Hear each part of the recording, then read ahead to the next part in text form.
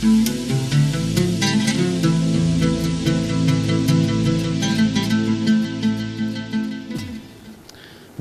para pemirsa TV yang dimuliakan Allah Subhanahu wa taala, kita sudah berada di segmen terakhir.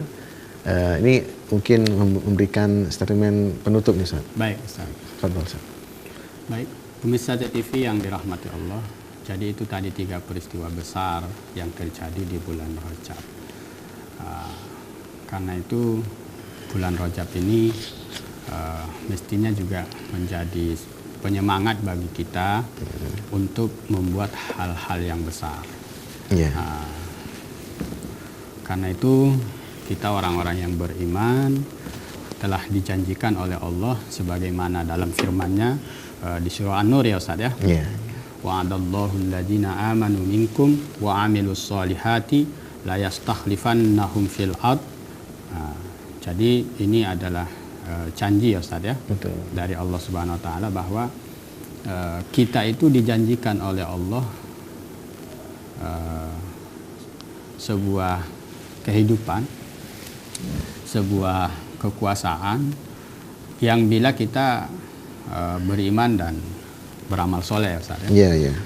Jadi orang-orang terdahulu itu membuat hal-hal besar juga karena janji ataupun karena motivasi yang ada dari Al-Quran ataupun dari hadis-hadis Rasulullah Muhammad SAW. Seperti Muhammad Al-Fatih termotivasi untuk menjadi penakluk Konstantin, itu tidak lain karena hadis Rasulullah Muhammad SAW tentang kemuliaan jais, saya kemuliaan tentara. Ya, ni'mal amiru amiruha wa ni'mal jais dzalikal jais.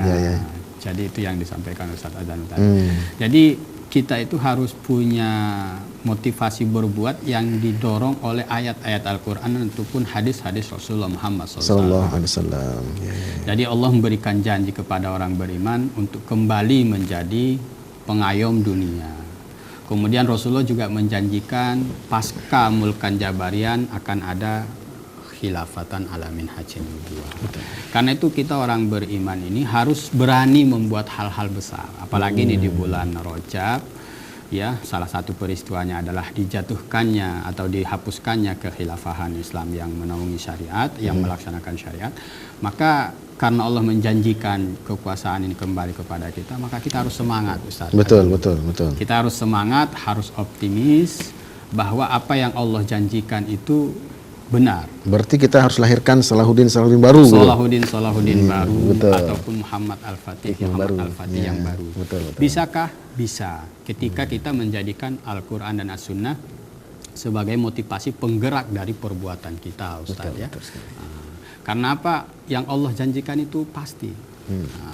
Kita jangan sampai lebih percaya janji para caleg saat ini daripada apa yang dijanjikan Allah Subhanahu wa taala.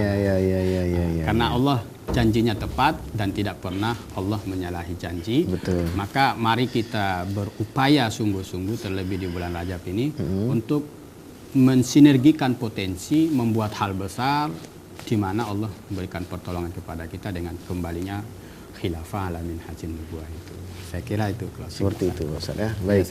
Terima kasih Ustaz Rahmat Ibnu Umar atas kesediaan beliau mengisi pada kesempatan ini, dan juga kepada para pemirsa HTV dimanapun Anda berada.